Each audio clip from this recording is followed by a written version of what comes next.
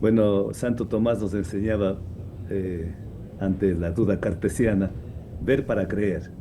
Mientras no veamos revocada la licencia ambiental, mientras no veamos cancelada o la declaratoria de caducidad de este proyecto lleno, plasmado de irregularidades, de fraudes, no podemos todavía cantar victoria. Y por eso estamos preparándonos firmemente para la más grande marcha por el agua que en la historia del Ecuador se haya registrado, que será el martes 16 de septiembre. Y también supongo, no es para menos, debe estar preocupado, ¿no? ¿Por qué razón? Porque la Constitución del Ecuador, o perdón, un poco antes, él dice que tendrán que responder el municipio de Cuenca y la prefectura de la Suay por las demandas internacionales que haya, como el caso de Chevron en Londres. Bueno, quien tiene que comenzar devolviendo la plata es la señora Lavina Balbonés, quien recibió donativos de la empresa Dandy Precious Metals. Quien tiene que comenzar devolviendo lo que habrían posiblemente recibido es el mismo presidente Noboa cuando se reunió en Toronto, Canadá, en la Feria Mundial de Minería. Quien tiene que responder con esto es su ministra, que extendió la licencia ambiental de manera fraudulenta para realizar minería en Quimsacocha. ¿Quién más tiene que responder por esto? Los exmandatarios. El presidente Correa, que entregó el licenciamiento para exploración inicial, perdón, para exploración avanzada, que fue quien el que extendió otros títulos mineros de sustitución en ese tiempo a la empresa IAMGOLD y luego a la empresa INB Metals. Así es que no nos venga a indignarnos a nosotros, porque hay el derecho de repetición que está garantizado en la Constitución de la República y en la Ley Orgánica de Garantías Jurisdiccionales y Control Constitucional. Así es que aquellos funcionarios que actuaron de manera dolosa, de mala fe, tienen que poner las barbas en remojo. Para la movilización que usted menciona que se ha convocado para el 16 de septiembre, únicamente qué organizaciones han confirmado su participación y dónde sería, solamente en la provincia de la Suay o a lo mejor organizaciones de otras provincias a la distancia también se unirán a esta movilización. Mire, nosotros venimos luchando 30 años y esas gotitas de agua se han ido multiplicando en quebradas, riachuelos, esteros, ríos, y el día 16 será un mar. ¿Quiénes son las convocantes? Las organizaciones ecologistas, defensoras del agua y la naturaleza, la Federación de Organizaciones Indígenas y Campesinas de la Sur, Popular por el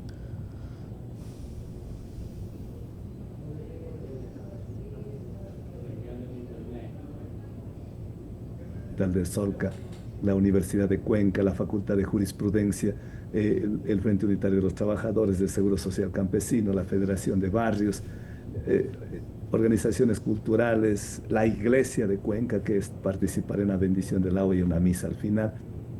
Es decir, múltiples organizaciones que van a participar ese día. Y esto lo que está diciendo el presidente, lo que está buscando es también frenar, decirle cuencanos ya no salgan. Pero esta marcha no es de Cuenca. Esta marcha por el agua es en Cuenca, pero la marcha por el agua es del Ecuador y del mundo entero. Por eso es que van a venir delegaciones de los territorios en resistencia de las naves en la provincia de Bolívar, de las delegaciones de Fierro Urco en la provincia de Loja. Ayer estuve en Loja ante un seminario que nos invitaron y les invitamos a ellos. Y el día de mañana estaré en Cañar, donde también nos han invitado para otros eventos académicos y donde vamos a extender las invitaciones. Y van a venir de diferentes partes del país, Amazonía, costa y sierra.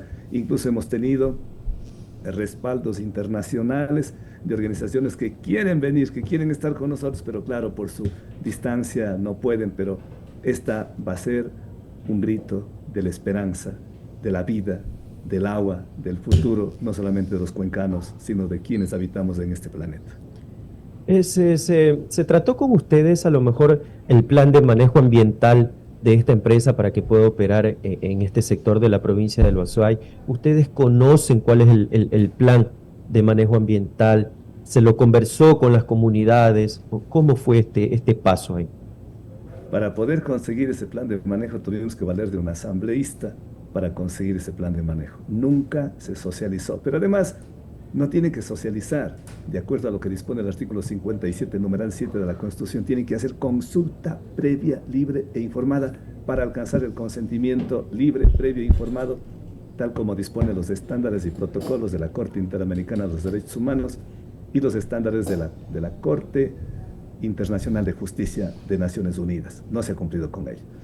Además de lo que nosotros sí hemos podido ver ya obteniendo esos informes de la Dandy Precious Metals y del Ministerio del Ambiente, de los mismos informes se colige que con las investigaciones que han hecho Terrae, James Capers, Capers es el asesor de la Agencia de Protección Ambiental de Norteamérica, de Steven Ajá. Emmerman, un ingeniero en geofísica de la Universidad de Princeton y de la Universidad de Cornell en Estados Unidos, y de la consultora colombiana Terrae, que es un grupo de científicos, de biólogos, ingenieros civiles, hidrólogos, geólogos y otras materias, en la que este proyecto es inviable en Quimsacocha, porque más que una mina de oro es una mina de agua. Tenga usted presente que en Quimsacocha, de ese espacio sagrado para los pueblos indígenas y necesario para los ecologistas, hay 320, exactamente 323 autorizaciones de agua para uso doméstico y para riego. De ahí esas aguas proveen para tener el valle del Tarqui, donde se dio la batalla del Tarqui. Ujú. Salen todos los días 250.000 litros de leche que luego al procesar tenemos ahí las leches condensadas, dulce de leche, manjares, quesos, yogures, que sale para todo el país. Es decir, es un lugar sagrado, paradisiaco, un lugar único. De ahí nacen las aguas que se va para el Amazonas y para el Océano Pacífico, regando plantaciones de cacao, banano, café, entre otros. Por eso es la defensa de los pueblos, de las comunidades, de los ecologistas, y ahora que se han sumado, pues todas las corrientes, no solamente ecologistas, sino de todo nivel, porque esta lucha, reiteramos, es histórica, es una de las luchas más emblemáticas, no del Ecuador, de América Latina y probablemente del mundo, porque son 30 años, hemos ganado 3 consultas populares, 2 juicios jurisdiccionales, 2 juicios constitucionales. He tenido que lidiar en las audiencias con los buffets más importantes del país, con abogados de la DANDI, con abogados de la Procuraduría General del Estado, con los abogados del Ministerio del Ambiente, con los abogados del Ministerio de Minas, con el abogado de la Secretaría Jurídica de la Presidencia de la República. Pero no es que soy ningún superdotado, sino porque tenemos la verdad, las evidencias científicas y amparados en los principios de precaución, precautelatoria, acción sostenida, sustentabilidad, intergeneracional, pro homini, pro naturaleza, hemos logrado demostrar ante los jueces y lo hemos derrotado en todas las instancias en las cortes y lo hemos derrotado en las consultas populares y ahora vamos a derrotarles en las calles este 16 de septiembre. Claro, no ha sido fácil. He sido 4 veces encarcelado arbitrariamente con detenciones ilegales y arbitrarias en el tiempo de Correa. En el tiempo de Correa nos criminalizó a más de 850 personas por defender el agua, la naturaleza, la Pachamama, la ecología. Ahí es donde sufrimos los mayores maltratos, cuando nos arrastraron a la policía, cuando nos golpearon la policía, cuando nos dejaron inconscientes en el 2015 y fuimos trasladados al Hospital Eugenio Espejo. Pero valió la pena. Esas gotitas fueron tan potentes que sembraron en terreno fértil y hoy vemos la reacción de los cuencanos y de los azuayos y que esto va a ser una voz que no solamente se escucha en el Ecuador, sino, reitero, en América Latina y en el mundo entero. Yacu, usted ha mencionado que han presentado los informes, han presentado la documentación necesaria, incluso hasta cortes internacionales, sobre cuál sería la afectación en Quimsacocha. Ahora, ¿cuántos metros de cúbico o cuánta cantidad de agua estiman ustedes se necesitaría para que se cumpla con este proyecto minero? ¿O cuánta agua van a necesitar? Porque, o sea, no se trata de minería local o de minería casera, sino que se trata de una minería de grandes proporciones. En efecto, es mega minería, por lo tanto, serían mega impactos. Ahí, de acuerdo a los informes técnicos, se dice que tendrían que extraer un poco más de 14,5 millones de toneladas de roca. Y de eso van a dejar compactando, dice, pero va a quedar a la intemperie 5,5 millones de toneladas de lixiviados. O sea, lixiviados son los jugos de veneno, del Ajá, drenaje sí. ácido de cola. Las relaveras van a quedar ahí y esas relaveras cuando quedan ahí van a hacer una contaminación a perpetuidad. Recientemente me invitaron a la universidad, hace 2 meses, Pablo de Olavide, de profesor invitado de esta universidad, y ahí pudimos debatir y luego fuimos a conocer el río Tinto. El río Tinto inició la explotación minera por el Imperio Romano hace 2000 años, y hace 2000 años que inició esa extracción minera, continúa el drenaje ácido de mina hasta el día de hoy. Por eso los españoles, Andalucía, o sea, Sevilla, Chipiona, Cádiz, Huelva, están luchando para salvar el río Guadalquivir. Es decir, la extracción minera no es un juego de niños. Hay 10.000 minas abandonadas en el Canadá por falta de dinero para remediación ambiental.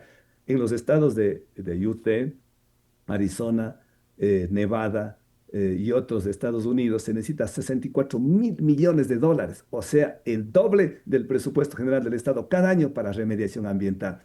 O decir, hablar de las 30 lagunas que desecaron en Cajamarca, en el Perú, o hablar de San Luis de Potosí en México o de Potosí en Bolivia. Aquí mismo en el Ecuador, 5 de los 6 ríos de Ponce Ricos son ríos biológicamente muertos. Téngalo presente que de acuerdo a los datos se necesita, para producir una onza de oro se necesita 8.000 litros de agua. Es decir, va a entrar en una competencia por el agua. Mire usted en la minería en Antofagasta, en Chile.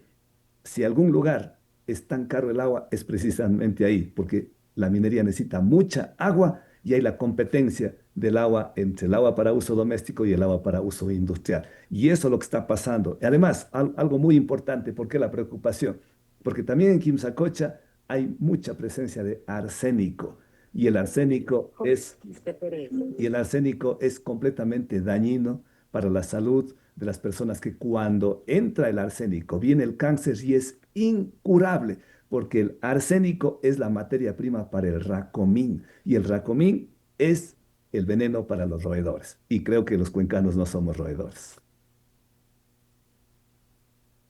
María Emilia. Sí, José, te comentaba por interno que, estimado Yacu, ¿qué le parece si seguimos desarrollando esta información después de una pequeñísima pausa Tengo comercial? otras entrevistas. Tiene mil otra. disculpas, será Listo, un honor entonces hacerlo. entonces le voy a hacer otra preguntita ya para en honor a su tiempo, ¿no? Gracias. Justamente usted mencionaba que van a realizar esta marcha el próximo 16 de septiembre. ¿Qué pasa si después de la misma no logran el objetivo que ustedes quieren, que es que se realice lo que habían quedado, lo que habían decidido tras las consultas populares del año 2019 y 2021, y que además se ratificó con los juicios, con los 2 juicios jurisdiccionales mencionaba usted? ¿Qué va a pasar si no se logra ese objetivo? ¿Cuáles Y serían los sus otras dos instancias? y los 2 procesos constitucionales que Ujú. también la ganamos y que ahora últimamente presentamos en la Comisión Interamericana de los Derechos Humanos y que está listo para admisibilidad. Bueno, tiene que cumplir las sentencias. O estamos en un Estado constitucional de derechos. El artículo 82 de la Constitución Sí. habla de la seguridad jurídica.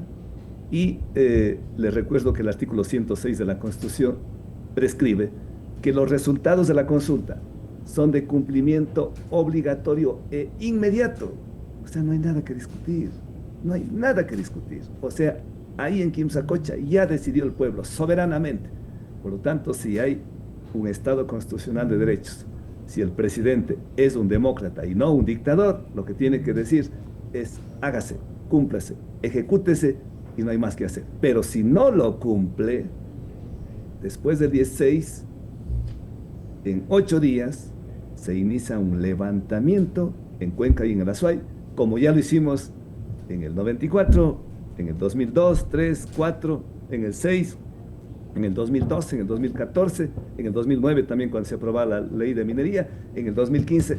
Es decir, tenemos que cerrar las carreteras para abrir avenidas de esperanza. No nos queda más, con el riesgo de que nos criminalicen, con el riesgo de que nos detengan, con el riesgo de que nos golpeen, nos arrastren, pero es mejor vivir luchando antes que morir de sed.